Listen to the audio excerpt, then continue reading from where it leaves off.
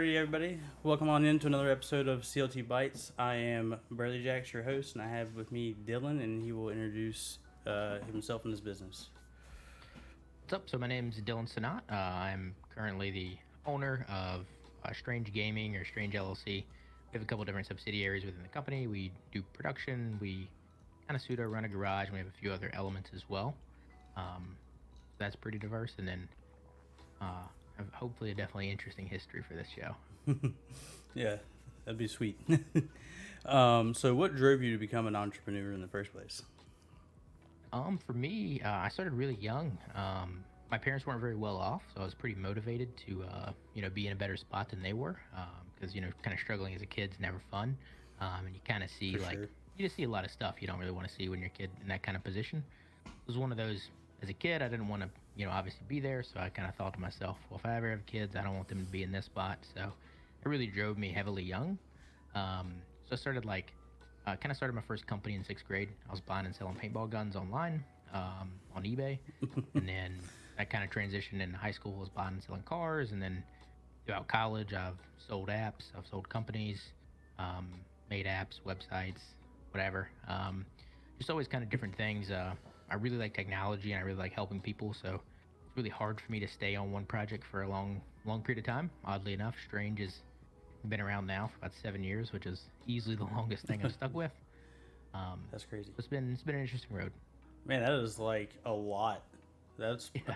I don't know if I don't think that's going to beat out any guests I've already had or that I've already tailored out to ask to be on the show, but that is quite a resume there. Yeah, it's definitely different.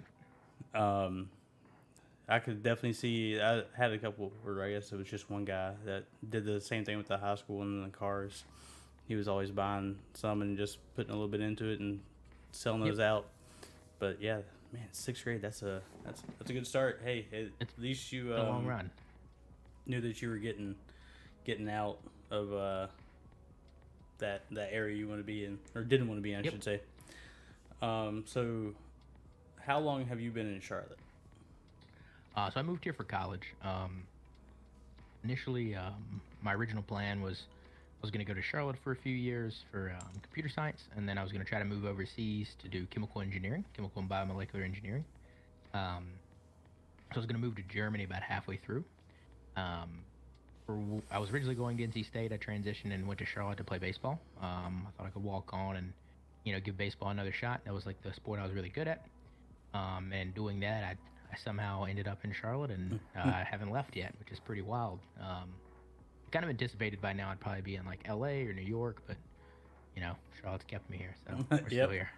Yeah, and hopefully with definitely with the way your company's growing, it feels like you're gonna hopefully be here for a little while to stay and grow that. Cause Yeah, CJ and some others are definitely trying to keep me here. yeah, I can see why. I can see why. So during since because you're probably gonna have like one of the longest experiences, so you probably had to deal with a lot of these switching up different ventures. But how did you handle any negative Nancy's or Debbie Doubters that you had along the way? It's definitely challenging, right? And I think toxicity and negative people are definitely something if you can, you should try to, obviously not like be an a-hole, but try to like separate yourself from them as much as possible, because that mentality can wear on you. There's a really cool quote that I saw pretty recently online that was something to the effect of like, whenever you're shopping for a new car, you really haven't seen it that much, but when you purchase the new car, it feels like you've seen it everywhere. That's nothing but situational awareness. Like you weren't looking for it before, but now you are, so you see a ton of it. So imagine how impactful that can be if it's negativity. Like if it's Oh something yeah. you're looking for, you're gonna find it, right? So I try to stay as positive as I can. I mean, obviously, especially given the world right now, it's definitely difficult. But just trying to stay positive, trying to keep the right mindset, and surround yourself with other people who, are trying to progress themselves and keep that positive outlook. Yeah, that's definitely like you said with how times are now. It is just like that is happening everywhere. Yeah. It's like everywhere you turn, you can find it if you're for whatever reason trying to look for it. Yeah, I mean, unfortunately, curating like your social media, like Twitter and Instagram and whatever you're following, you can follow unfortunately a lot of news sources right now, and you're going to get a lot of, maybe at times less than accurate, or maybe extra aggressive or extra sad or Mm-hmm. extra hateful or whatever it is. So just trying to make the content you see and hone in on like as focused and hopefully as positive as possible. Like most of the people I follow usually have really positive outlooks. I mean, they Mm-hmm. obviously, I hope, tell the truth for the most part, but if people are super negative or just hateful or whatever, I just try to look past them or unfollow or whatever. Yeah, that's a good tip. Um, the man, I was following. I was trying to remember this one news source. It was for Charlotte before COVID. Man, they always had like these upbeat posts and stuff like that. And then once COVID happened, it was like all they wanted Yeah, to focus on because it was going to get the numbers. sure. Was Yeah, and I I mean was that's the like, issue and is I was like, unfollow. yeah, I mean that's the issue is unfortunately negativity brings a lot of views and a lot of eyes and a lot of attention. That's why, like, for better or worse, like news sources like Philip DeFranco, I really enjoy because Mm-hmm. they tend to give you both sides of the equation. Obviously, he has his own opinion and his own bias, but he tries to convey the information unbiased and, in the end, give you his opinion, which, whether I agree with him or disagree, at least I can get good information out of it. Mm-hmm. Whereas, like, you'll see, the same headline for the same article 10 different ways, and, half of them are, almost a misquote and, like, misleading. You're like, dude, especially when you know what it is, that's the worst part. Oh Like, yeah, yeah. in gaming, like you'll see a lot of stuff where it's like, oh, like this, and this happened. You're like, dude, I know what happened. That's not it. It's like was definitely in on the know on that. Yeah. Can't try and spin that for me anyway.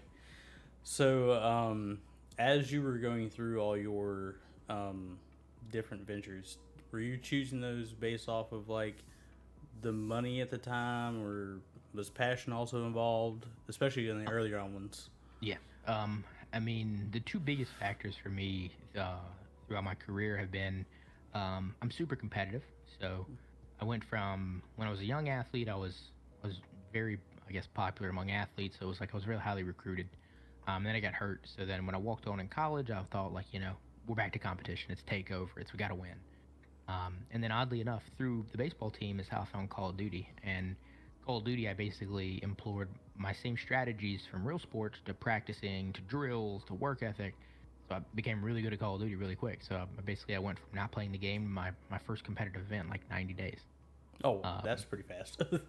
yeah, it was from like November to the end of January, and that was really fast paced. But it was just competition, right? Like it wasn't like I didn't care that Call of Duty was a big or a small esport. It was like literally like, oh wow, this is like baseball. I can compete. Like there's a chance I can win. Here's how I win. I've got to beat these kids to win. And then the other element of it has always been like trying to, I guess, fill the void that I didn't have when I was younger. Mm-hmm. Like when I was coming up with, when I was first grinding really hard in high school, I had a couple really cool ideas, but I had no way to make them. I'm from a super small town.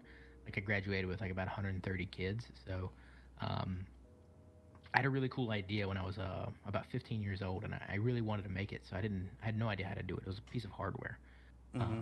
So when I wanted to make it, I like reached out to everyone I could, everyone I knew that knew anything, and it basically just got me to a point where like I just hit a wall of like, oh yeah, you just need money. Like you can't do it, you don't have money, whatever, right? Mm-hmm. But then a huge like motivating factor for me and earlier in college was that I tried to do what I could do because I knew there was a lot of stuff that you either need a ton of money, you need really good developers, and I was a bad developer, um, or you needed something that I didn't have. So my thought was, I'm gonna air quote make it, and then one day I'm gonna try to set up an incubator so that I can help the kids like me. I think in esports now I've unfortunately or fortunately shifted to that old man who's helping the air quote youngsters a lot. Yeah. Um, but I hope in business I can take a similar approach of trying to a degree, maximizing the numbers and going after the easy wins. And once you secure enough of those, being able to bring up as many people as you can. Yeah, that's you were definitely bringing in a lot of them under your wing, from at least what I can tell with what little bit what I've seen. Every time I go to an event, there's different people behind, Yep. and I just saw some of, at least this year, some of the new people you brought in, so that was pretty cool. Yep. And yeah, definitely wishing you the best on that end. The next question is more about what has influenced you. Were there like people or books that influenced you in your methods? Yeah, I mean, I read a ton. and I've always been very fascinated with entrepreneurship, and I've always been very fascinated with business. So like when I was in like elementary school to all the way up to high school, I was like actually had Forbes, like I subscribed to it, so I Oh got the man. magazines, so I'd read those, and I'd read any and everything I could. I was definitely like probably the worst little kid to be around because I was the one that asked why for everything because No. I just needed to know. So just always being curious. And when it comes to like now, like we have the internet at our disposal, so I think a lot of people get trapped in trying to find the answer but not understanding the solution, which is a benefit for a lot of people in this space because if you're a person that understands a solution and can solve a problem, then you're going to be much more valuable than the person who just knows the answer because they don't even know how to get to this. They don't know how to get there. They just literally know that this is the Yeah, answer. yeah. Um, I mean, I think just trying to read as much as you can and understand as much as you can, and trying to understand the why to things, not just that. Oh, this is this because of that. It's like, well, why is it that way? Like, how did we choose? This is OBS is the best, but why? Yeah. Or whatever the situation is. Yeah, that's an interesting thing to hear that the Forbes subscription since a kid. Yeah, I was very like much. I had a popular mechanics and popular science subscription, and that started about sixth grade for me. Yeah, But the Forbes, I was like, I don't think I remember even seeing those, even in our business classes or extracurricular activities like yeah. DECA or something like that. Never really saw those, so that's pretty. That's going to be a unique one for me. Yeah, I was a weird kid. Like, I mean, I actually had a couple magazine subscriptions. It was like Forbes, and then I think every week or bi-weekly. I don't remember when they came out, but I got Auto Trader and Cycle Trader because I was buying and selling cars. And then, Hmm. I obviously had like, the like the Chaparral magazines and the I think it's like Hibbett Sports or something like that. Yeah, It was Hibbett another Sport. magazine that had all of the like all the new baseball gear in it. So, Oh yeah. so I would get all that stuff and try to figure out like, oh, are the new A-Rod shoes gonna sell out? Can I buy those and sell them and then keep a pair? Oh yeah, yeah. It's like I'll buy them and then keep one for myself, make some Yeah. profit. The And actually, right now, ooh. I'm actually reading the Creative Selection. This is a book on the design process during the golden age of Steve Jobs. Oh, I'm definitely on top of what you've already mentioned. Well, I think you've pretty much mentioned magazines up until now, but the book, Yeah. I'm definitely going to add that because like I love reading anything Steve Jobs and Bill Gates. That's like those guys were just Yeah. Instrumental for sure. yeah. So the best way that you have to interact with customers and fans. I think being as accessible as possible is always challenging. I personally, like, this is going to sound wild considering the industry I'm in, but I would much rather be isolated than popular, if that makes sense. Mm-hmm. But I understand that it's necessary given today's age. I was actually literally just joking with my girlfriend earlier today of like, I hope at one point, like when I actually retire, like for good, when I'm really old, it's like I hope I can just walk away from social media and everything and just be gone, right? But in today's world, it doesn't make any sense. Like no matter how much I, you know, kind of want to be away or kind of want to be private, like it doesn't make sense at all. And I Mm-hmm. think that's something that's definitely really challenging because some people want the attention and they want to be popular. I think those people are really fortunate because it's definitely challenging. Um, but so I think that like on Twitter, like my DMs have been open forever. So whether you Yeah. follow me or not, like anyone can message me on Twitter. I have people message me about the car project I did earlier this year still, and ask me like, how'd you do it, whatever. And I just chat with those people and just being nice. And I mean, obviously you're gonna have people they're toxic and not nice, but Yeah. for the most part, like if somebody reaches out to you, give them the time of day, and it's not gonna take anything out of your day, and it could make their day. So Yeah, yeah. I definitely like that approach, and I definitely like the whole like you just don't want to become like viral yeah. popular, like viral popular. I feel like I'm just like personally I wouldn't be able to deal with that if that ever Yeah, happened. that was oddly enough, the Forbes thing ruined me when I was a kid.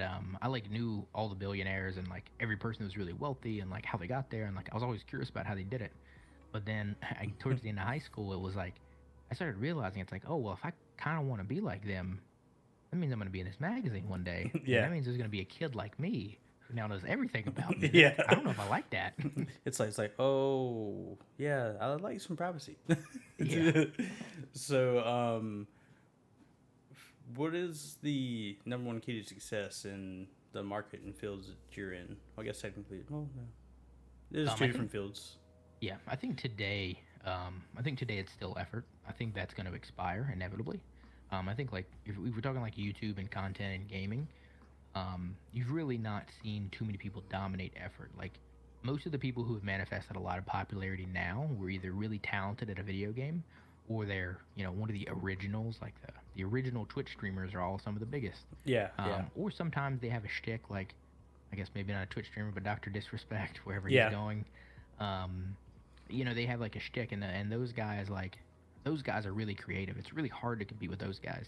Mm-hmm. Um, but everyone else that can make it, like it's just purely effort. It's scheduling, it's time management, it's the ability to set a goal and focus on it.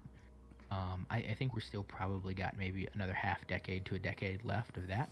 Once that's kind of expired, it's going to come down to you need to be the doc, you need to be that creative, you need talent. You can no longer get by on just effort. But for today, I mean, anyone can make it. Like I know everyone says that, but like in today's world, especially with the way YouTube and I mean, people are making their full-time jobs on TikTok or Instagram or Yeah, Vine that's or like whatever. Like mind blowing. it's crazy. It's mind blowing that is a conceivable way to just drop whatever it Yeah. is you're doing and like, boom, this is now my full time job. Yep. Well, I mean, of course, you want to lead up a little bit of time into that. You don't want to just be like, Yeah. that's it. I'm starting TikTok tomorrow and I'm doing it because it's probably not going to go well. Yeah. But so do you have a number one customer success story? Kind of, but not really. I have a cool example that I think would be a little unique.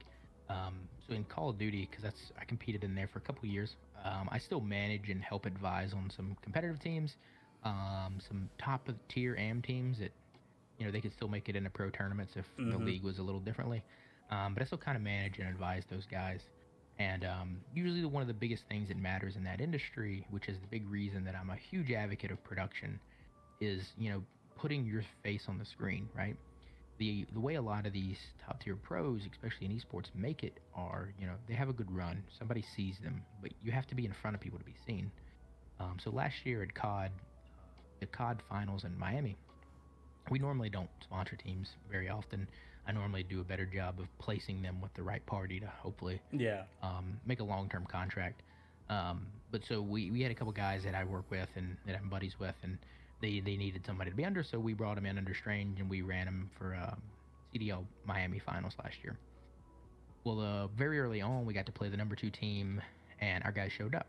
They were on main stage, people were watching, it was on stream, and like 2 or 3 of the guys like really played well, right? Well, one of those guys ended up getting picked up by a pro roster for the next event because he got seen. And Yeah, I mean, that's it's as simple as like the kid was always good enough. It's not like I didn't do anything to make him any better, right? yeah. But he just got on camera and he was on stream and he slayed out and he played really well. And that's why I think production is a very missed element. Maybe it's not the most valuable thing, but like it's valuable for the players and the people involved. And stories like that aren't possible if there's not side stations and B stages basically. And that's why I'm a huge advocate for that. I think if you want the AM scene to grow and you want more unique stories and more diverse backgrounds of these kids, you've got to get them opportunity. And if not, you're gonna have the same pros. 1 or 2 new people will squeak up every now and again, but it's really recycled content at that point. Yeah, yeah. That's that is I think that's a actually really cool story for one that you were able to provide that opportunity for somebody who were like, yo, we need someone to be under to be able to compete in this. So and then you're just like, I know how to make it happen for you guys. Yeah. So what are some of your lessons learned from starting and I guess just from a production standpoint?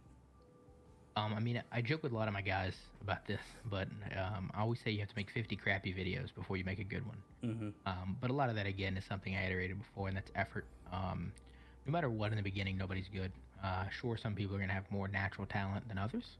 I joke all the time and say that, like, I've got to be one of the least naturally talented people there are, because I feel like most of the things I do is just because, I work really hard and I hustle really hard, and, like, I put in a ton of effort all the time. But there's people that are obviously way better than me, and I think, maybe they have more natural talent than me, or maybe they work harder than me.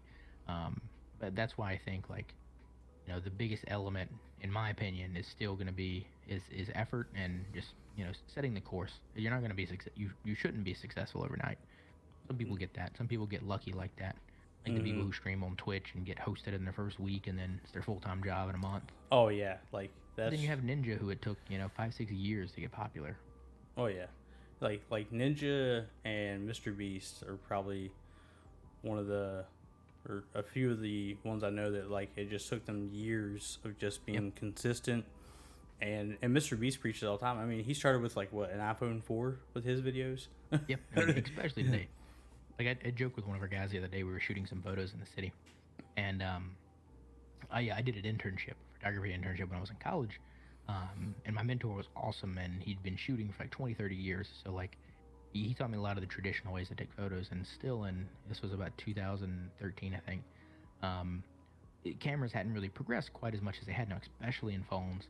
So like for us to shoot those really cool shots of like the car light trails or like Mm-hmm. blurry water and long exposures and all that stuff, like we had to use like third party tools. We had to use intervalometers, and we had to like basically use this device to take photos for time lapses, or we had to shoot long exposures and math out how much light we needed and just test it, right? Oh man. But then we were going out the other day, and like, my buddy has an iPhone like me, and you literally shoot the photo and you swipe up and you click long exposure, and it just does it. Yeah, it's so Like crazy. it's crazy.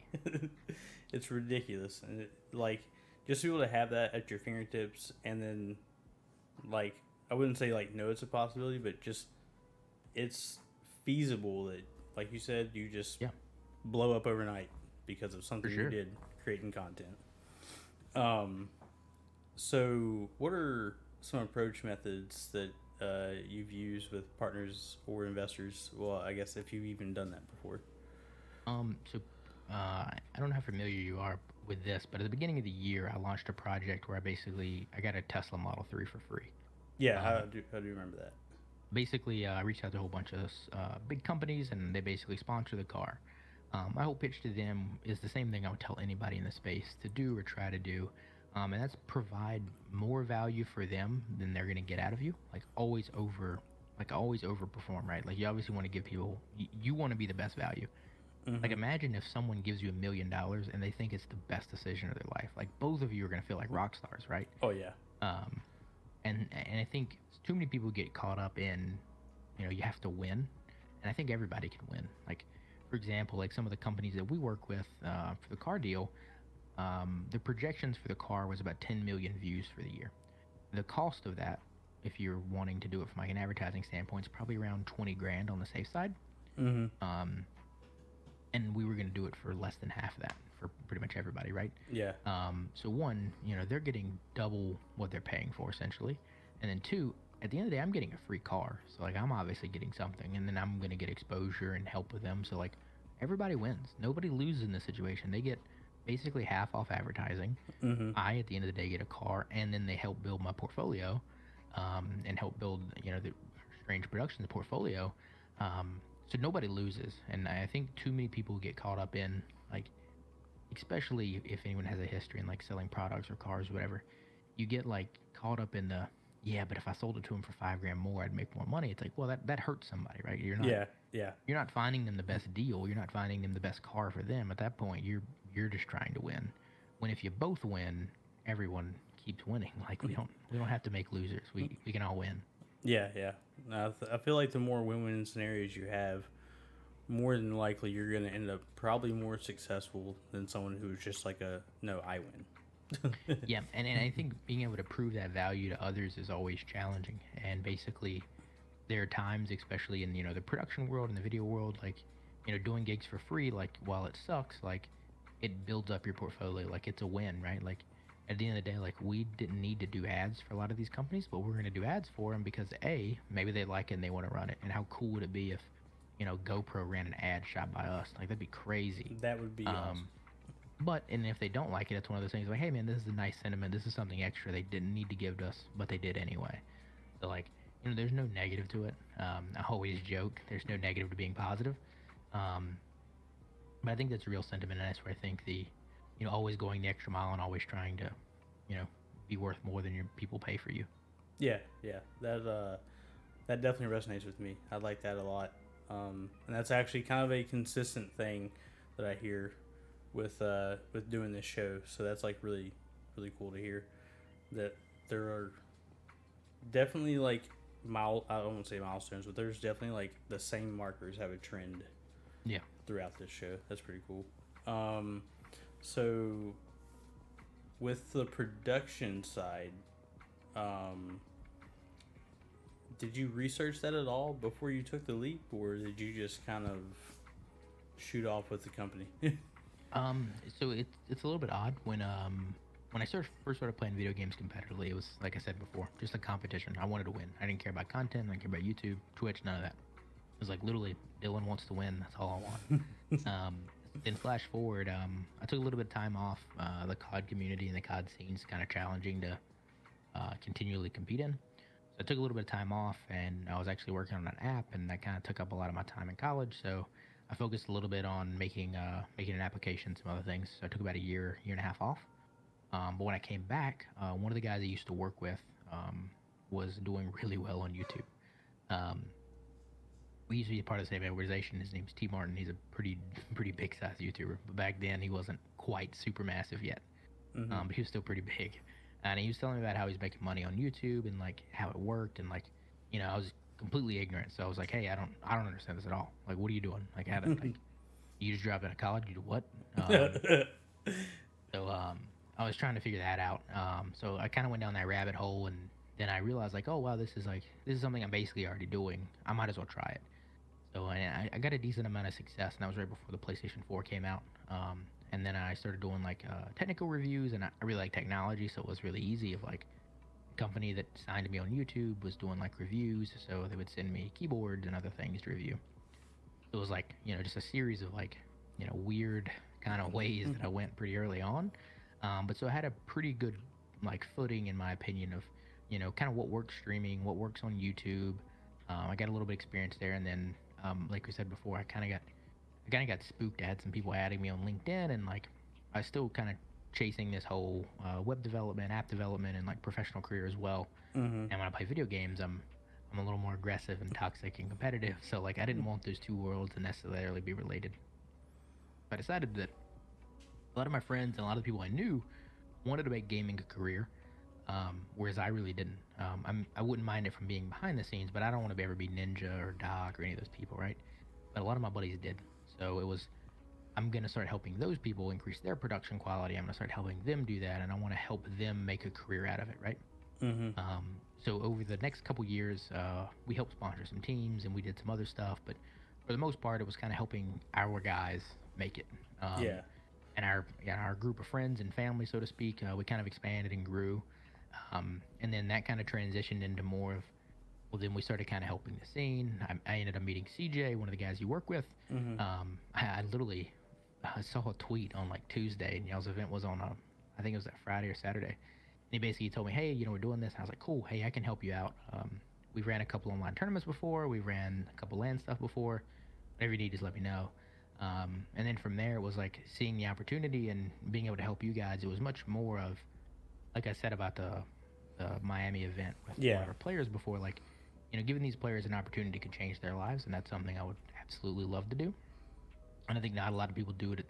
You have people who spend $1 million to produce a Call of Duty event, and then you have ones that are free. And that's it. Like that's the difference in production value.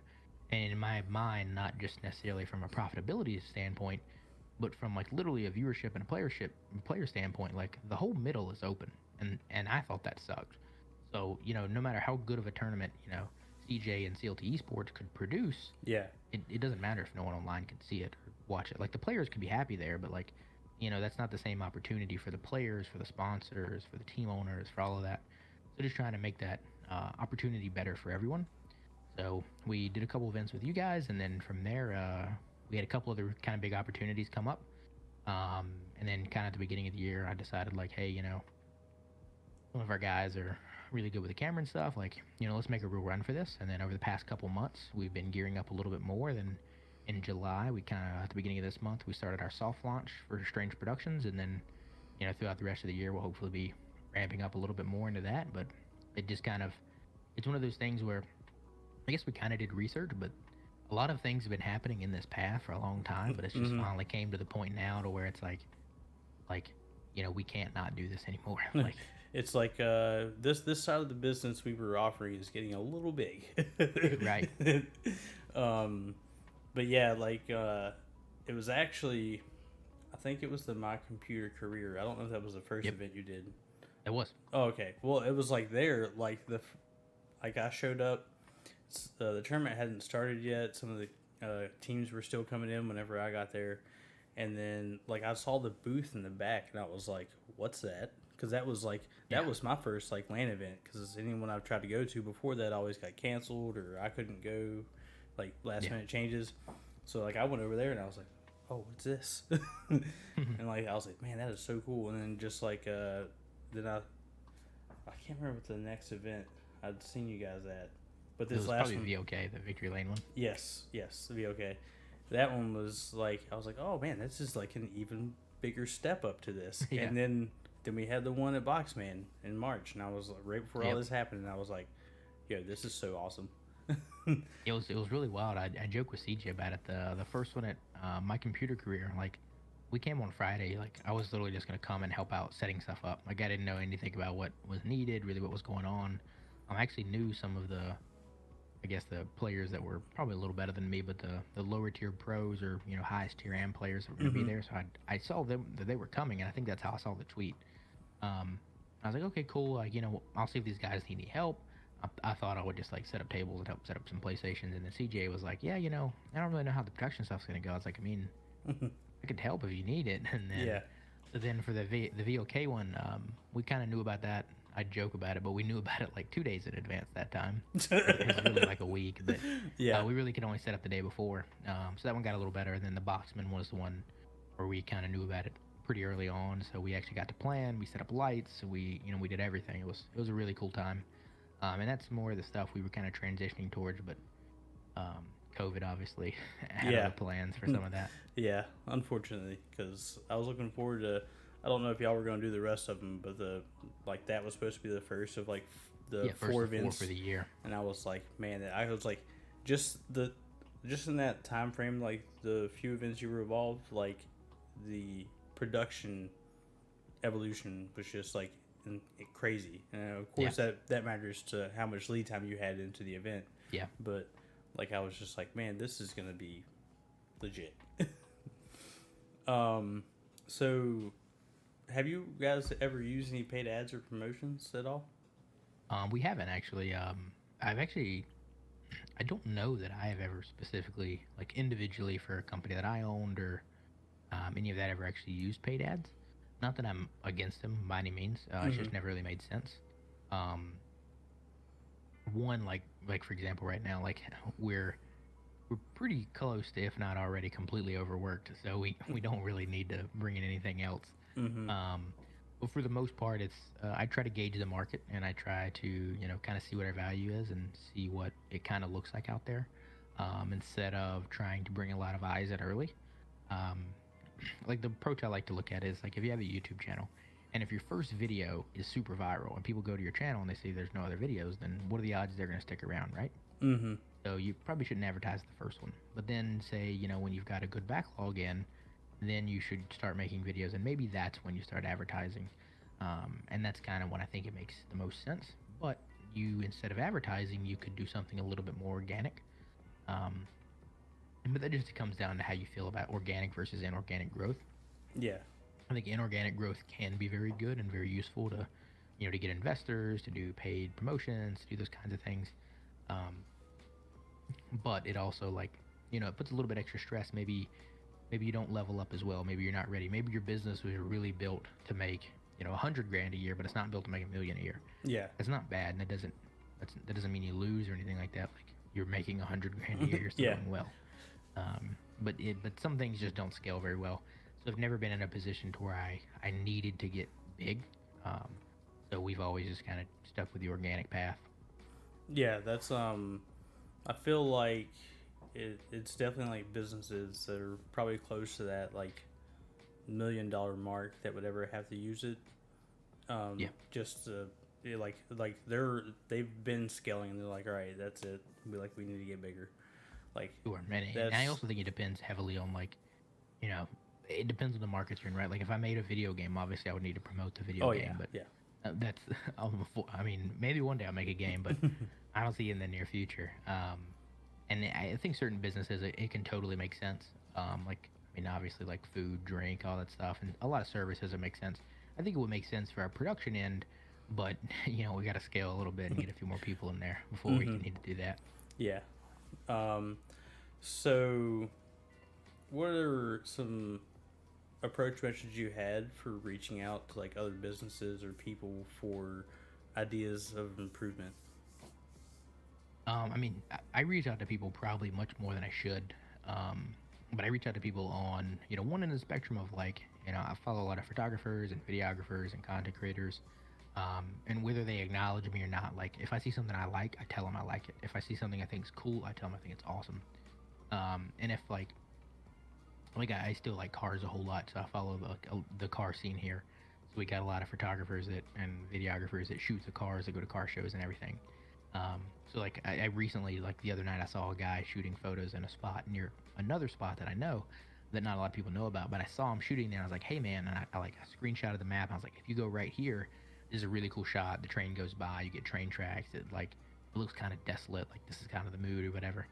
And it's just one of those like that's something that you probably didn't know, and probably not a lot of people know, but it's something that could be really helpful, beneficial to him. Because like I said before, like I think if that guy takes more cool photos of Charlotte and the city, then that does nothing but help us all. I, I don't dislike people who try to be as private and concealed as possible. Like I get it, business is competition, and sometimes my business takes business from your business. But at the end of the day, like if all of our products are better, we all win. The clients win. I think just trying to stay engaged with the community and look at them less as competition and more as like you guys are trying to level each other up. Like it's not like I have to beat you. It's more like why don't we just both be better? Yeah, yeah. And I think that acknowledging success and acknowledging cool stuff and giving advice where you can, because no matter your degree of success, you can probably I could probably watch a full feature length film and be like, maybe it's only one scene, but in one scene I'd be like, it'd be cooler if they would have done this. Yeah, yeah. I mean, obviously, like a famous director isn't going to acknowledge any of us, but in our competitive field, it makes sense, right? Like if I see for the gaming world, for the most part, other than like the ninjas of the world, like if you see a streamer, no matter how big they are, if you give them advice, they might listen, and that might help them, and it may open up a connection that you never would have known you had before. Yeah, and that's like that last part is something that I used to do to streamers that like I was like always watching and a part of their community before I even like try to do it myself just to see what it was like, because I was like, I game all the time, let me just see what it's like so I can like put myself in their shoes. But and most often they would like appreciate the feedback, instead of just being like, you could just like not be a dick. Yeah. I also feel like to a degree a lot of people get starstruck. I think that's where I'm in a weird position, right? Like when I was a kid, like I was around like some really decent athletes, so it wasn't like I never got like starstruck, or like it was never like, oh my god, this Chipper Jones. It was like, oh, that's he plays for the Braves, cool, right? I mean, he's a cool dude, don't get me wrong, but like I was never like starstruck or like in awe or anything like that. And in gaming, like in the beginning, because I pretty much didn't play video games almost at all until I was about 18, 19 years old, just because I was like super into sports and I was really busy. So like playing games and watching TV is just I just never did it. So like mostly by pure ignorance. I had a couple opportunities in the early years of like, I would be talking to like some of the biggest people in esports and like I didn't know who they were really. Like to me, like Nadeshot was just a kid that played Call of Duty that I wanted to beat. It wasn't like he's Nadeshot, he's the big YouTuber guy. It was more of like, well, he's on Envy or Optic or whoever was on at the time, and it's like, oh, I mean he's good, but like I want to beat him and whatever. I'll talk to him about, hey, you rotated on this map really well, but why did you go to P3 before P4? That's a weird move or whatever, right? Same thing. One of my buddies actually like linked me up with C9 Nothing back in the day. Oh. About some like, graphic stuff to like help him with a stream overlay and stuff. And it was like I didn't know who he was. I was like, oh, this guy's nice. And whatever. So it's like, cool. Yeah, and I think I was fortunate to be, fortunate to not be starstruck. I mean, these people are humans to any degree. They just have more followers on Twitter than other humans. Yeah, yeah. And keeping that in mind's hard at times, and I'm certain those people, they get berated by people that are their fans, and when you put anybody on a pedestal above you, then you automatically show that you're looking up to them, and that's not always a good look. I mean, obviously, some people we should celebrate people's successes, but people, air quote, aren't better than anyone else. So just because he has 1 million Twitter followers doesn't mean that he's some ungodly human. Like he's got a first name, I'm certain. Yeah, and he probably still likes his mom a lot. He's not like the rest of the world is dead to me because I'm on top. Right. And they usually end up appreciating that, like when you like treat them just like a peer, instead of like oh. Yeah. So, because I mean, I've had that happen several times. Just from being in Charlotte, I didn't realize that a lot of like stars or like pro players, even from other teams, would be around all the time. Yeah. But like, oh my God, so and so's over there. I'm like, yeah, just talk to him for a couple minutes. It happens. Yeah. And it's like you can probably talk to him longer if you didn't do that. Yeah, he'd probably have a conversation with you if you weren't weird. Yeah. So, given the point of like how much you have had exposure in the scene, or at least for esports anyway, how did you handle any sabotage advice that maybe like another company gave you or something like that, and you just knew? I actually don't have too many good examples in esports, which I hope continues to be the case. Yeah. We're a little better in this industry than some others. I actually saw a lot of this in business and technology. I made a couple apps and a couple websites throughout the years, and everyone's very quick to tell you what's wrong with it. Not everyone's quick to tell you what they like about it, and just trying to kind of see through it. We actually wound up, I made an application and I ended up selling it to the company who is a board game, right? Mm-hmm. It's a weird, it's like chess with superheroes basically. I ended up creating an application that I thought was better than the company's application that literally made the game. And I reached out to them very early on and was like, hey, can I have access to your database? I think your app could be better if it did A, B, C, D. I'm going to make an app. I can help you, whatever. And they basically didn't acknowledge me. And then a couple months later, my app was more searched on the iOS store than the name of the game. Oh, wow. And it was like in August of a month. So then what was so stupid is they literally replied to my email from like, I think it was April in August. Like 4 months behind. Like, hey, we heard about your app and, all this other stuff. And I was like, yeah, I know. I definitely reached out. But so they basically tried to like kind of back me in a corner and like scare me away. And I just wanted to see it through. And I was like, nah, at this point, I was like, I'm in the driver's seat. I'm going to win. Like you're reaching out to me because you're going to lose. And then like I joked before, but I'm not the greatest developer. So actually I'd kind of made a bad design choice in the code. And I was working with a mentor at the time for entrepreneurship. And he basically was like, we could run a bluff here. They're going to probably buy your app and they're going to get rid of it. Because they basically had said they weren't interested in buying my app. But before I would go public with it, they wanted to see it one last time. Mm-hmm. And so basically I just had messaged them and like, honestly, full of BS because we knew they would not ever use the app. I was like, hey, look, we're about to go to market. Here's all the features. Here's what we're going to do. And they're like, hey, whoa. We want to talk. Yeah. So we wound up coming up with a deal, and they actually wound up acquiring the app from me. And it was, I knew 100% that they were going to sync the app, but a part of me hoped that they would add those features to their actual app, and they never did. I thought about this because I had I think it was a 3-year deal to where I couldn't do anything in the space. Mm-hmm. It was part of the sale. I thought about it like literally 3 years and 1 day starting work on a new app because they never did it. But at times I think it's very see-through.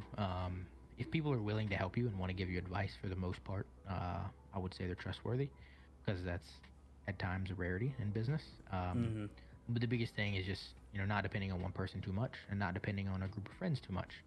And some of your gamer friends or people from real life, they might, like, for example, like esports. Like, I know a lot of people whose parents and families and friends are all like, you're never going to make money in esports.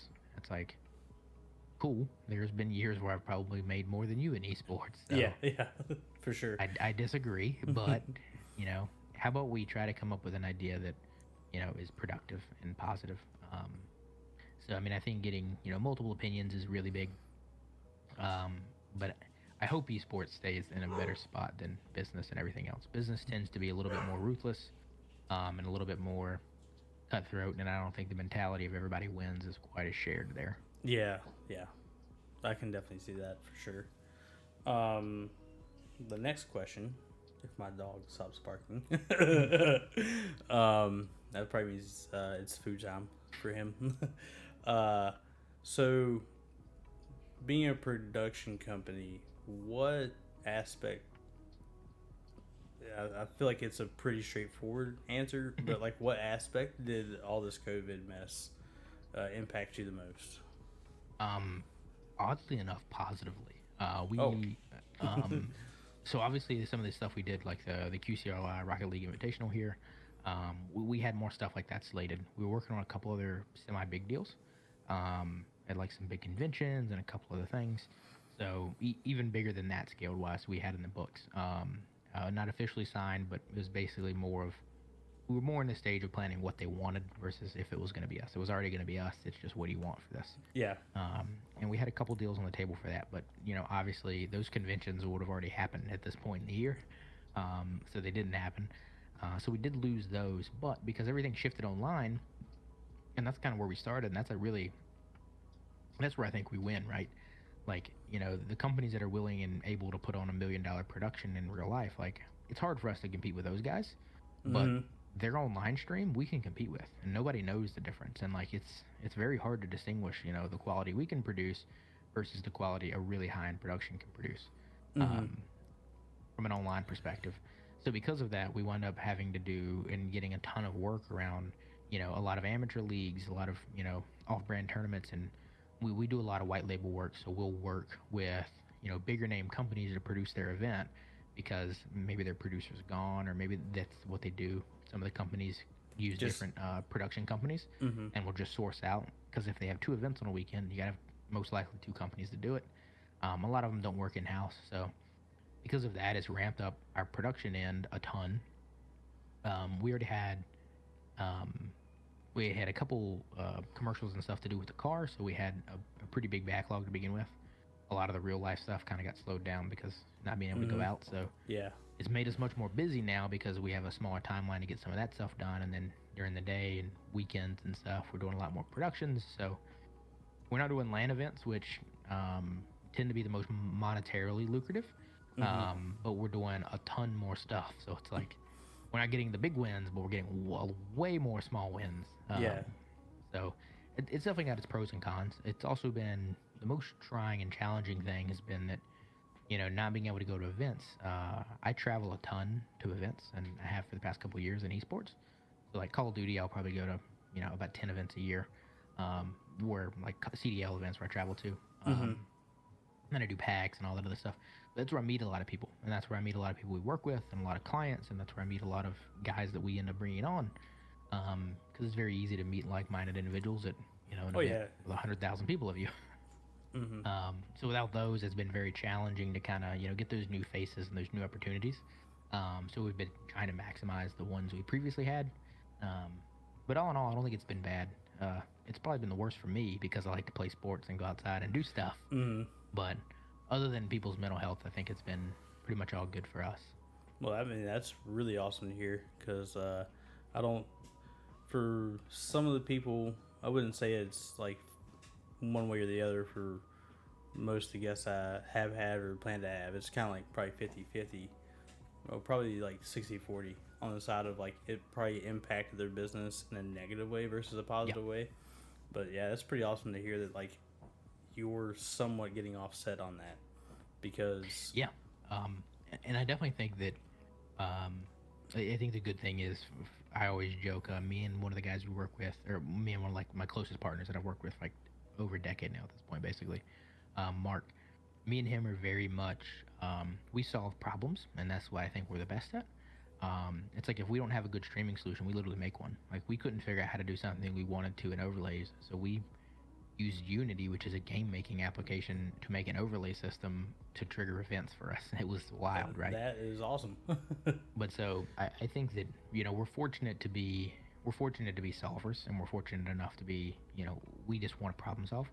I think that depending on how fluid your company is, and depending on your company as well, like it's very easy, and for a lot of really good companies with really good business ideas and really safe models are getting impacted by this, and it's no fault of their own, and it's really hard to be fluid and prepared, and especially in size. Like if we were a massive company, like I can't imagine what obviously esports engine is really big, but those guys, they were just hiring a ton of employees, they have offices, they have spaces, they have all this other stuff, and it's like, and then you tell people they can't come into their office for 2 months. It's like, well, how are you going to record the show when the set is at the place you can't go? Yeah. It's like my set is in that building. Yeah, right. So it's like it's no fault of anyone really. Obviously, it's a global pandemic, unfortunately. But I think our ability to problem solve and our ability to kind of guerrilla warfare our way through things is it's good to be this small at this time to a degree, I guess. Yeah, definitely makes the losses very minimal. Yeah. So. What are your hobbies outside of your business itself? I'm a pretty hardcore workaholic, so my hobby, I think, is working, oddly enough. I'm a huge sports junkie. Obviously, I'm really competitive. So like, me and some of the guys from Strange, we have like a pickup softball team, so we do that when the world's open. Yeah. But I play sports and I compete, and then me and my girlfriend, we have 2 dogs, so we do that kind of stuff. But for the most part, I work an insane amount, whether it's with productions, whether it's with gaming, whether it's with, researching new projects, companies, ideas, whatever. And then other parts of it are helping other people as much as I can too. I'm pretty much always on the go, which it's good because I love to be busy and I love to be moving. But it's also like, it would probably feel good to let off the gas at some point, but I'll worry about that down the road. Yeah. Once everything reopens and we can stabilize, maybe. Yeah. So, what are some of your favorite spots in Charlotte? To go eat or to go hang out or what? Both. Typically, I get food back on this. You get food, oh. Yeah. I do a little bit of everything. I think the Whitewater Center is a really cool spot. I used to go mountain biking there a ton. They're actually still open for the most part. But I live in Uptown now, so we bike or walk most of the places uptown. I think there's an insane amount of good places to eat here. Like too many to note. Like all of South End is just a really cool place to go eat, hang out, and spend the afternoon. We have a ton of really good parks here too, and greenways if you're biking or cycling or that stuff, and with tons of athletic courts. There's just so much stuff to do here. But again, I'm a sports junkie, so Charlotte Knights, huge fan of that. I've had season tickets there. Panthers, basketball, everything.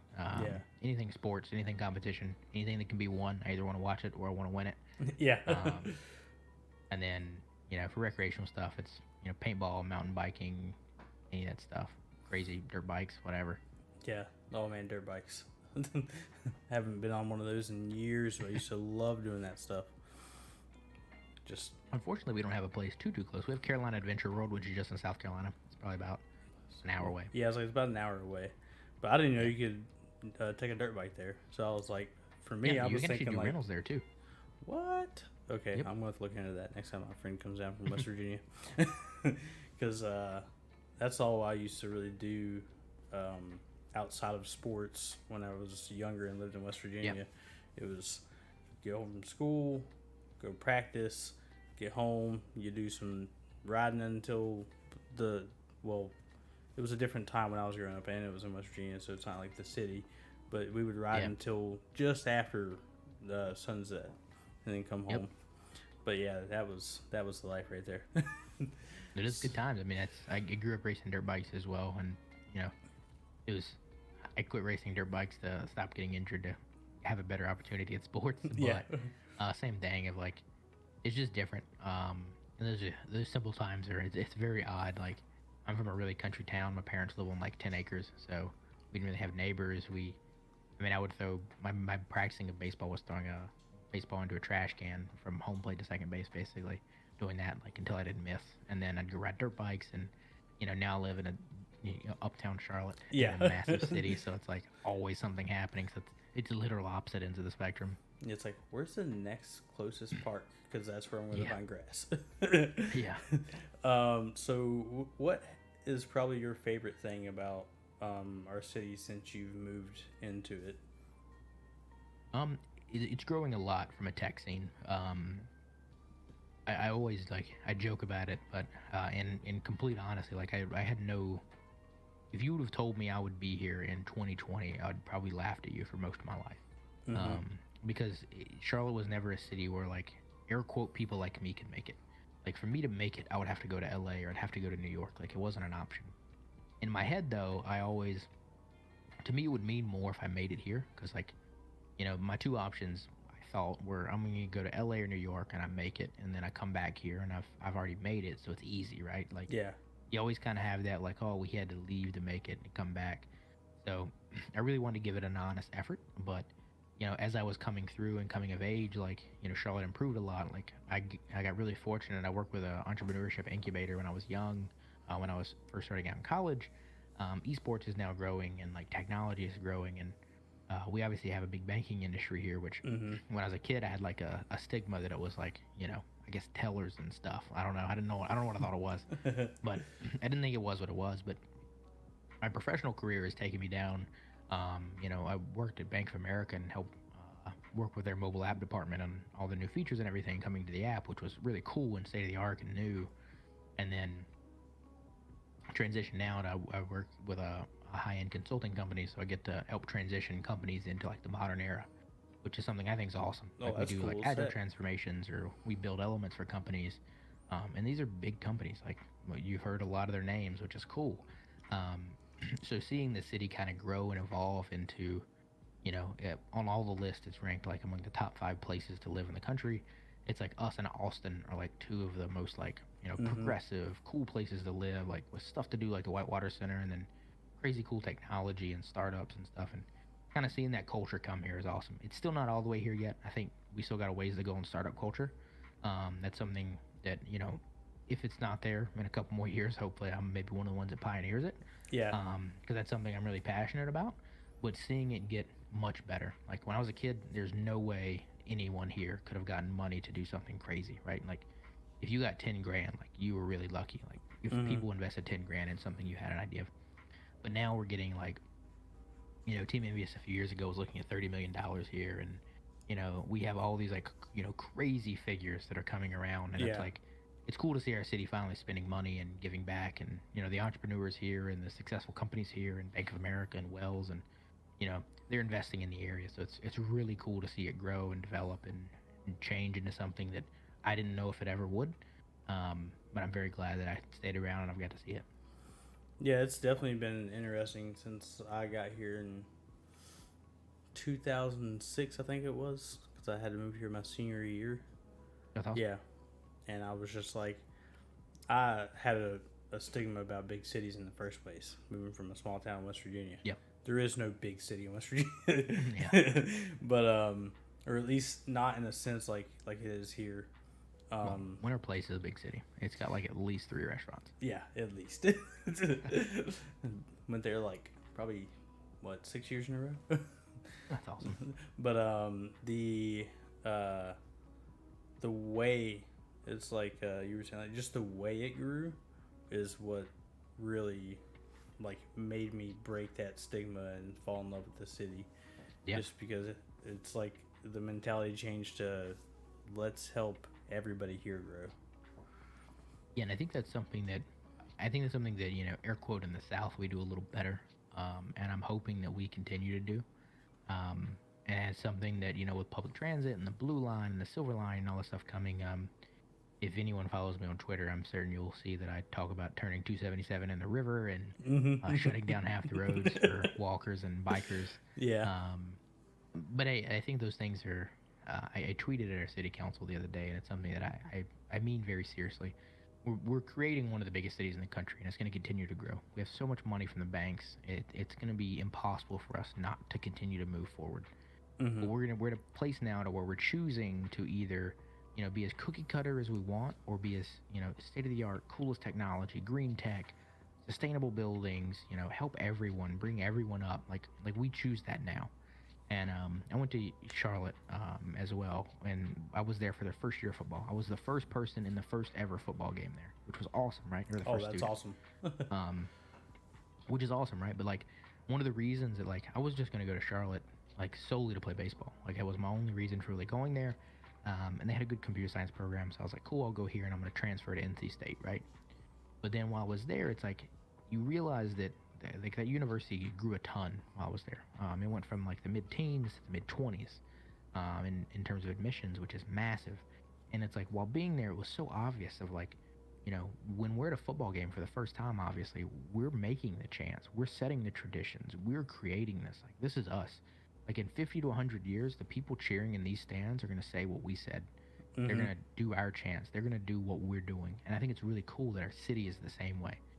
Like we're making this city, in the next decade, what it's going to be like for the next 100 years, which is awesome. You can't go to New York and do that. If you go to New York, it's going to be New York. It's been New York for 200 years. Yeah. You go to LA, it's been LA for 100 years, right? Like you're not, no matter how big you are, like, Bill Gates, if any of those dudes wanted to go, like if Bill Gates wants to completely revamp Seattle, like he's a drop in the bucket. Maybe Jeff Bezos could do something. Yeah, I was like, But like it would take somebody of that magnitude. There's only like maybe 10 people on the planet that could make an impact on some of the bigger cities. But we're in a city that's literally building up. Like anyone's voice can be important. Like anyone's voice can, name can be on buildings or rename streets or whatever. yeah, Like yeah. everyone has an equal opportunity to make this city as great as it can be, and that's a lot of power for us, and it's a lot of power for our local government, and that's something from my end. It's really really cool to see, and I'm really happy I've stuck around to see it. Yeah, I actually saw those comments on that you posted to their posts, and man, I was like, I'm really glad I reached out to this guy because I had never really gotten a chance to talk to you. I think I talked to you once Yeah. for maybe a minute, and but like I saw that and I was like, yep, these are. I was like, that was definitely a good choice for this podcast. As Yeah. far as just the, I was looking for people that I knew were like in love with this city. They Yep. didn't just start because they wanted, like you said, to get out to make it.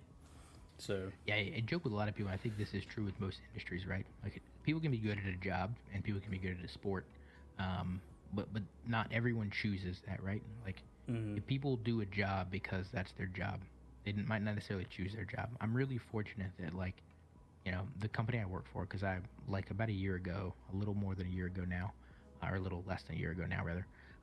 I ended my career at the bank, and I did it on my terms. I walked away, and I was just going to retire, and was going to figure out kind of what I wanted to do next, um, which is empowering, right? Like, I mean, I'm Yeah. super fortunate that I get that option, but like, I choose the company I want to work for, and I work for them because I want to work for them, not because it's a job, not because it pays me.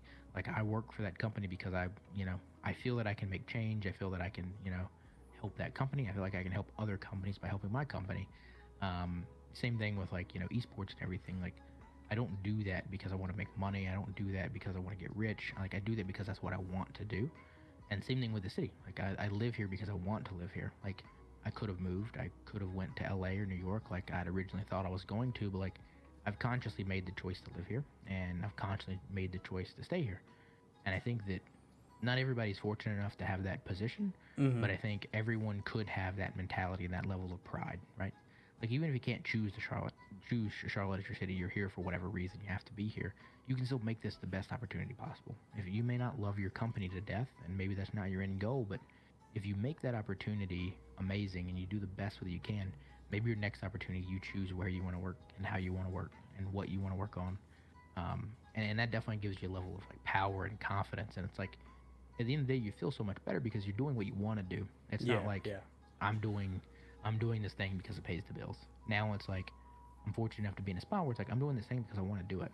I want to help these people. I want to help my city. I want to help, my friends in this company. I want to help these other companies, like whatever it is. And I think you do that on any scale. You don't have to be super rich or wealthy or whatever. You can do that on, the guy who makes the best coffee probably really loves to make coffee, right? Like he's Mm-hmm. probably really passionate about that.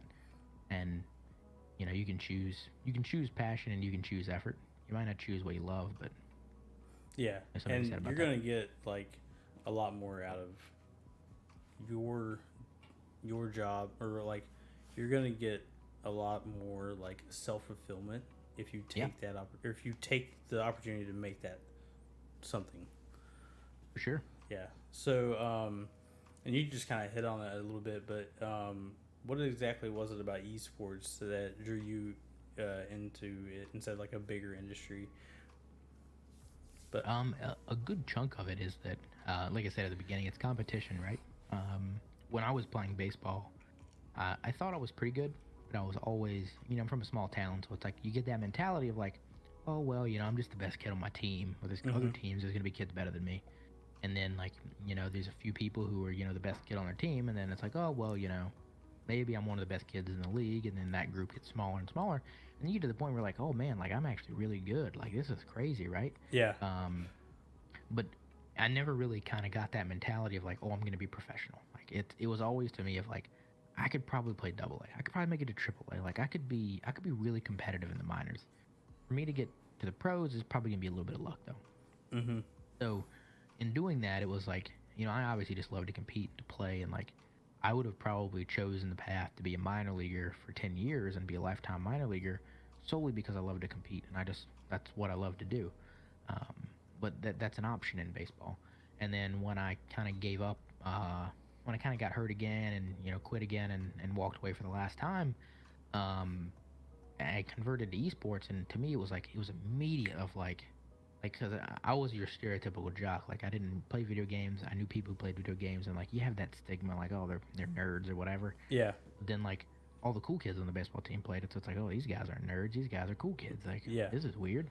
I didn't know all these people played video games, and like, even throughout the years, like some of my buddies from high school that were like in a similar boat to me, like, they like jokingly now, like, dude, I played WoW back in the day, but I didn't tell anybody. And it's like, it's just crazy how it kind of comes full circle. But um, at esports, same thing, right? Like, in Call of Duty, you're gonna have 50 people who are better than everybody else in the world, and it's that 50 people.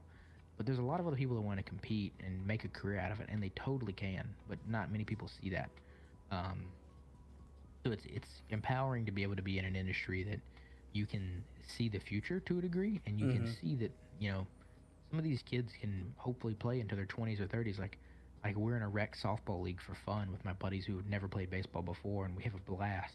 Like if there was like imagine in 10, 15 years when there's a rec beer league for League of Legends and it's just you and your buddies and you're not that good, but you're Yeah, playing because you like to complete and have fun, right? Same thing with Call of Duty or whatever. Like it's cool to be in that industry that's growing. And then obviously the competition end. I always kind of one of my lofty goals in life was to be ownership in a baseball organization in Major League Baseball. And esports is just kind of got swept under that umbrella of like, yeah, I mean, if I could have an esports team one day, I would love to help them win and implore competitive strategies and win world championships and anything I can. I mean, I've said it many times, but I'm just super competitive. So yeah, the industry's always been really fascinating for me, and it's a spot where I feel like I can have a big impact right now and help a lot of people. So yeah. I think it Well, would be a you're disservice if I didn't.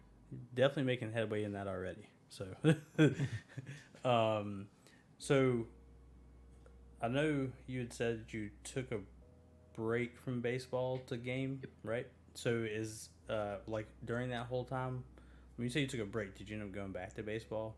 No, so well, I got hurt my freshman year of high school. I blew up both my knees. I basically have no cartilage in either knee, and I'm a catcher, or I was a catcher. So I couldn't play in high school. I couldn't play any competitor or any contact sports in high school, but I stayed in pretty good shape. So when I walked on at Charlotte, I actually ended up hurting my ankle. I tore some ligaments in my right ankle, and towards the end of the fall of the season. And at the time, I was still kind of getting back into baseball shape. So it was like, in my opinion, I was still a couple months away. But I was competing with another catcher, and he Mm-hmm. technically won the job, but he was a scholarship athlete. So like in my mind, it was more of like I thought I was better, so maybe they chose him because they pay him to be here, right? Yeah, yeah, And then he was graduating out, so but they were also recruiting for catchers. So it's one of those like, man, if they bring in a stud, like I'm just not gonna play. And mm-hmm. I don't know that that's the most efficient use of my time because, like I said, like I want to compete and I want to win. I don't want to ride the bench. You know, Yeah. That's maybe not the best mentality to have, but I didn't think that I could provide a whole bunch of value. And I mean, I also wasn't doing the best in school at the time because, I moved to a big city and didn't know how to study and I wasn't studying. Mm-hmm. So then I kind of transitioned immediately from that into gaming. Like I got hurt and I was still doing team activities and the team played video games. So that's when I started playing. And then one of the other guys on the team was a pitcher. He basically kind of taught me game battles and how to be good and, Yeah. what to do in Call of Duty. And then it escalated really quickly. And then from there, like when I took a year off, I took about a year and a half off of gaming. I basically like it was a cool time of life because I didn't really use social media and like when you walk away in like 2010 2011 like you go away. Oh yeah, awesome. yeah. It was like delete. Okay. He's No like, one "I'm knows who out." I am. Yep. But I think where you're getting is I guess to how did I come to the production world or like how did I build that skill set? When I've always taken an interest in it. I thought photography and all that stuff was cool. I never had a camera or anything like that. At that point, I had like camera phones, so 2010 they're not that great. So one year, I did business and marketing was one of my majors in college, and I thought that like marketing, one thing that maybe always look at things, again from a competitive sense, like when I did computer science as well. So one of my best friends, Mark, he was much better than me in programming. So when I thought about it, it was like, cool. If I want to work for Amazon, how do I beat Mark? And I basically realized I can't, right? Like he's better than me. He's got 10 years of experience basically on me. I can't beat him. Yeah, it's a little hard to catch up. Right. Especially when you're like 19, right? It's like this kid's a legend. He's teaching our teacher stuff. Yeah. Then when it came to marketing, it's like, cool, like I can be really good at marketing, but like, what's the next step of marketing? Like, oh, what if I can composite my own images? What if I work with a company? So like, let me do that. Let me get a cool internship. So I did a cool internship one summer with a company that works with NASCAR. So we got to shoot things like Coca-Cola, Red Bull, the Speed Week, and all the NASCAR stuff. So we had to shoot a whole bunch of cool stuff. So I got pretty good at photography from that. But in doing that, I learned that the guy that was my mentor, boss man, whatever, he had shot crazy photos throughout the years. He was an awesome photographer. One of his first apprentices has photos in the Smithsonian. Like, awesome dude, right? Oh man. Is super, super skilled, but he basically does everything in body. He doesn't edit anything, right? And because I guess I like technology and stuff, like I thought the editing part was cool. It basically meant that this guy who was way better than me, I could get really close to him with Photoshop. Like I couldn't beat him, but I can get pretty close. And then he would always like show me these cool ways to do my Photoshopped images for real, which was awesome. But it basically kind of taught me that, hey, I'm kind of good at this. I'm kind of good at this whole editing thing. So then when I kind of came back to gaming, it was like, oh, well, I'm already interested. I already got a camera and all this stuff. So I'm already interested in photography and stuff. Well, let me start doing this video stuff. And then I figured out YouTube. And one of the first things I did on YouTube was from streaming. I'd met one of the guys from Loot Crate. Yeah, Loot Crate. Jesus. Loot Crate. It's been a long time. But so one of those guys just happened to be in my Twitch chat one night. And he asked, like, would I be willing to open it on stream? And I was like, well, why don't I shoot a video? I can open it on stream, but I could make a video. That'd be way cooler, right? He's like, yeah, sure. So like, so I got like a little partnership with those guys, and they would send it to me a little bit early, or at least maybe I'm closer to the warehouse. So I got it early, whether they did it early or not. But and then I would make a video like that same day, and I'd release it. And one of those videos is the first video I had that got like 10,000 plus views, and it was crazy. Oh, wow, for me at the time, it was crazy. But so that's kind of like, that was kind of my entry to it, but it was very like, it was just very figuring it out. And like, I think I try to tell a lot of people with photography and videography, it's just make something. And when you make it and you get to a roadblock, you can YouTube a tutorial. Like, I assure you there's way more now than there was in 2012 and 2013 when I started. I was like, I would do something in Photoshop and it's like, okay, cool. Like, I made like the Thanos snap image where you dissolve. I made something like that, like kind of different, but it was like basically I was jumping in the air and my like legs were dissolving, right?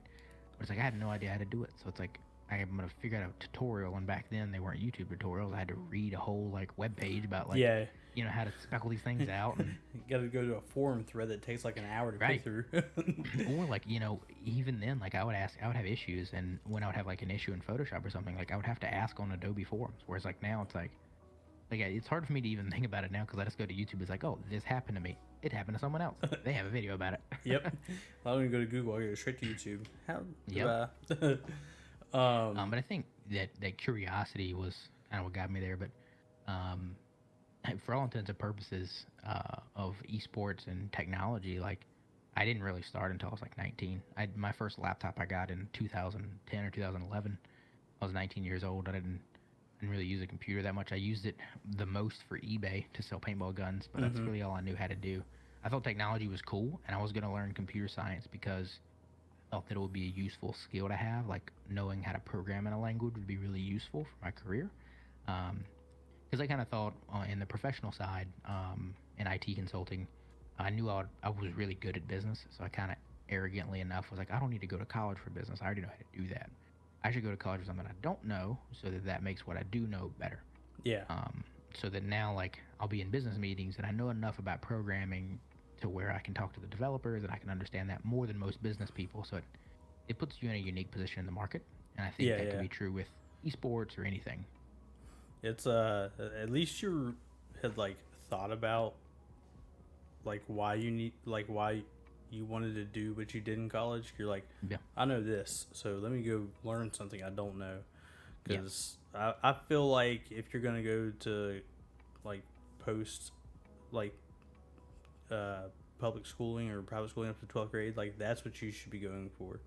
Because more than likely you pick something up before then that you know kind of decent. So like you said, just add to your skill set. Yep, and I mean I know a good chunk of people who, I know you have previously done one of these with Hudson, and I know a good chunk of people who went to film school and are great videographers, directors, producers, whatever, right? And they went to film school the professional route, and they're awesome, right? And I know people who are just as good who didn't, Yeah. and like that didn't do that, that have similar accolades, similar accomplishments, and similar skill sets, and they did it with maybe at the time they didn't have YouTube, maybe they read more books than YouTube, Yeah. but now I assure you it's easier and faster with YouTube, and just the internet in general, and that's where I think that we're going to start getting really good video producers who know esports, and then they're going to be dangerous. Whereas right now we have people in esports that are trying to figure out cameras, and we have people with cameras that maybe don't know a lot about esports. So we're going to start seeing more of these combinations. But like I said earlier, I think now you can still win with effort. Sounds like your dogs never hurt my dogs. Yeah. I tried to catch mine fast enough the second time, but it didn't work. So that kind of wraps up the parts of like questions I had for you. But the next question I have is: were there any other entrepreneurs local to the Charlotte area that you find interesting? As far as companies go, or people? People. I mean, I definitely think everyone over at CLT Esports and all that. I think those guys are doing an awesome job. I think the spin guys with Rick Suarez, I think they're doing an awesome job. Photography wise, there's Alexander Southend. It's a couple. They take amazing photos. They do videography. They do weddings. Those guys are amazing. There's a couple of those. There's like Mac Life. Yeah, Mac Life digital print. 704 clothing. There's a lot of companies that I try to reach out to and talk to whenever I can. Just as like hey, you guys are awesome in this space. You guys are crushing it. Or maybe I have advice that I could give them. Unfortunately, I used to do a bunch of startup weekends and a bunch of like think tanks and incubators and stuff. There's a bunch of really good places. The Packard place uptown is really good for that. Yep. Tabris is hopefully going to be when the world reopens, doing some more stuff around that. But unfortunately, I've been pretty heads down recently, so I haven't been able to do as much as I want. But there's a lot of those. I'm certain if you saw my Twitter account, CLT Developments, like probably my favorite page right now. Yeah. They basically just post updates to the city, which I love because it's cool seeing new buildings and skyscrapers and everything coming in. But yeah, I think there's a ton. I'll email you a list of my favorite things. Oh, that's even better. Because like I also like to like put that at least for the video description. I mean, I put that on the podcast description, but I don't know how many people actually read that part of it. But I know I've gotten some hits from the YouTube portion of like I'll put those people in there, and like people will look them up, and it's kind of cool to see that. And plus, I'd like to check out their businesses as well as myself. Absolutely. Like the guys over at 704, like you said, crushing it. I've seen them. Yeah, doing And like awesome. the Alexander South End people, I want to say my sister-in-law and my wife ended up using them for a photo shoot at some point.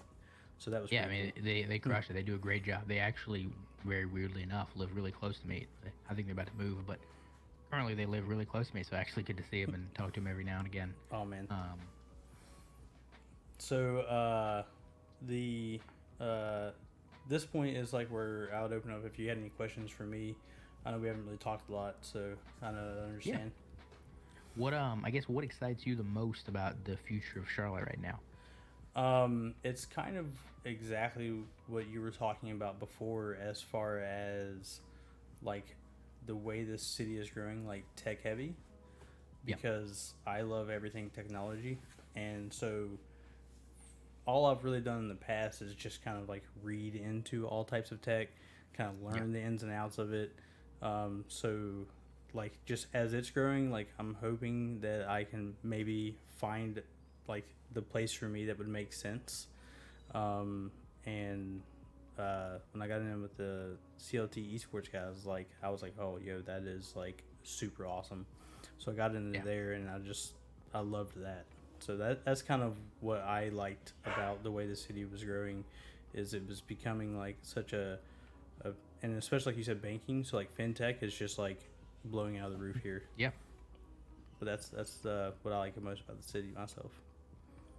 If you this is a question I always like to ask people, but if you had to have a job but money was no factor, what are you gonna do? Like what's the dream goal? So it's actually funny that you asked that, because Hudson just asked that on the last episode. That's awesome. And I Great was minds actually, think alike, I guess. yeah, I was kind of surprised. People ask me this off stream whenever I talk to them, or I mean off camera, I guess I should say. But it's actually not too different from what I am hoping to do within CLT eventually, or within the space in general of esports, Yeah. is like content creation management, or like social media management, that sort of thing.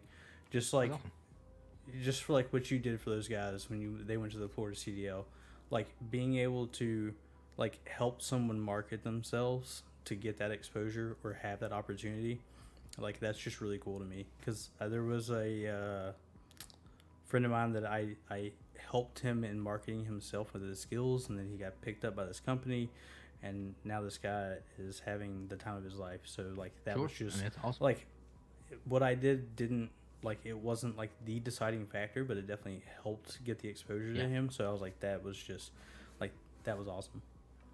Yeah, I think a lot of those situations are cool because, like you said before, like, there's a good chunk of people who I've, like, in my opinion, definitely helped sway them getting maybe a job or, an opportunity that maybe they wouldn't have got otherwise.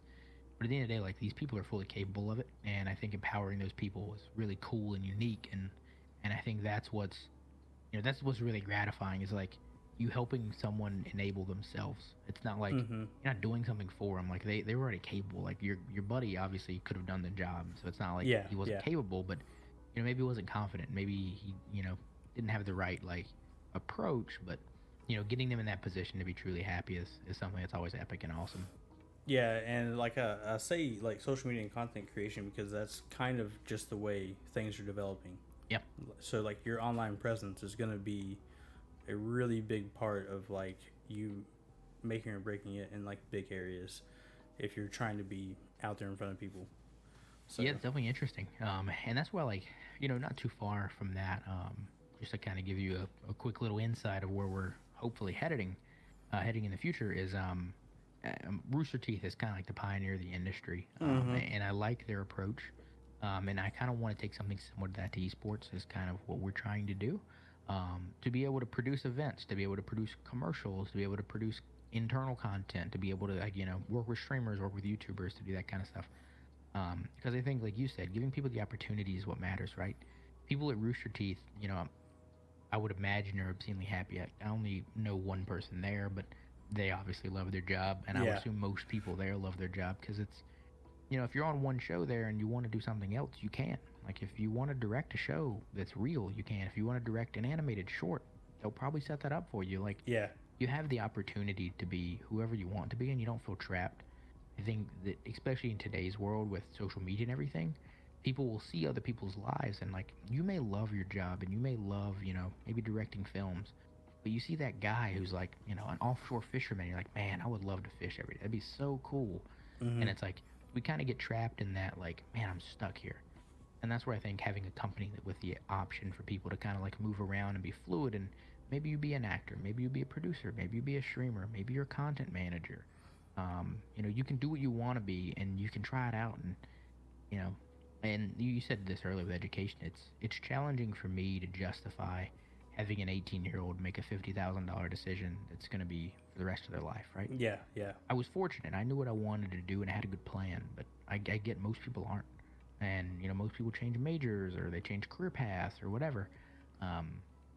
That's where I think, having more companies that allow people to test things out, to try and move and be more fluid and not like lock them in.